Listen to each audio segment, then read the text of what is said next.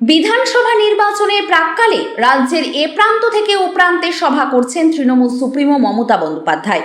বিধানসভা এলাকার গ্রাম, শহর ও শহরতলি এলাকায় সভা করছেন তৃণমূল সুপ্রিমো তথা রাজ্যের মুখ্যমন্ত্রী মমতা বন্দ্যোপাধ্যায়। সেই মতো আগামী 11 এপ্রিল কেশিয়াড়িতে সভা করবেন তিনি। প্রশাসনিকভাবে সভাস্থলের মাঠ পরিদর্শনে সোমবার কেশিয়াড়িতে এলেন জেলা পুলিশ সুপার পাপিয়া সুলতানা। এদিন কেশিয়াড়ি ব্লকের খাজরা ফুটবল মাঠ ও কুসুমপুর রাবণ দহন ময়দান পরিদর্শন করেন তিনি। পুলিশ আধিকারিকদের সঙ্গে নিয়ে মাঠ ঘুরে দেখেন। মাঠের অবস্থান ও বসবাসকারী মানুষজনের সাথে কথা বলেন এসপি পাপিয়া সুলতানা। পাশাপাশি ভোটের আবহে এলাকাবাসী যাতে নির্ভয় থাকতে পারেন সে বিষয়ে কথা বলেন তিনি। এলাকায় চলে রুট মার্চ। কেশিয়াড়ি খড়গপুরগামী রাজ্য সড়ক সংলগ্ন হাতিগেরিয়া বাসস্ট্যান্ড ও হাট এলাকায় রুট মার্চ করেন। পথ চলতি বাইক আরোহীদের সচেতনতার বার্তা দেন। হাট এলাকায় দোকানদারদের সাথে কথা বলেন পুলিশ সুপার।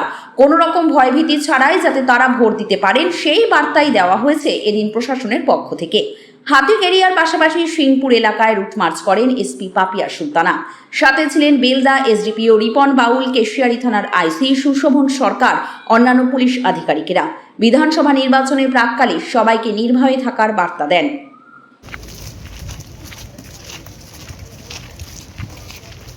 ভিজিট করছিলাম, তো কেশিয়াড়িতে সিএম ম্যাডাম প্রোগ্রাম আছে, সেই হিসাবে কেশিয়াড়িতে আসা এবং তারপর গ্রামগুলো ভিজিট করা, লোকজনের সঙ্গে কথা বলা।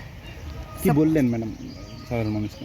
সবাইকে ভয় না পেয়ে ভোট দিতে বলা, যাতে ভোট ভায়োলেন্স ফ্রি হয়, তার জন্য তাদেরকে কনফিডেন্স দেওয়া। ম্যাম, কোন কোন মাঠ পরিদর্শন করলেন এবং কেন?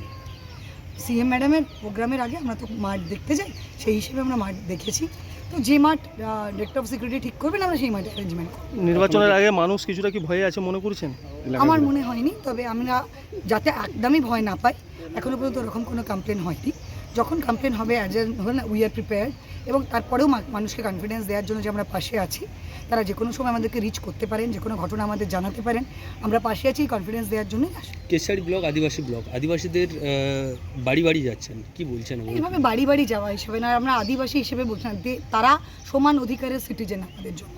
কিন্তু তাদের মধ্যে যাতে কখনো, শুধু তাদের হিসেবে না, কারোর মধ্যেই যেন কখনো মনে না হয় যে তারা আলাদা করে তাদেরকে আমরা গুরুত্ব দিচ্ছি না, এরকম যাতে মনে না হয়, সেই জন্যই সিপিএম করে। এলাকায় রুট মার্চ করতে দেখি। হ্যাঁ, এলাকায় রুট মার্চও আমরা করছি, যাতে প্রত্যেকের মানুষের মনে হয় যে পুলিশ তাদের সঙ্গে আছে।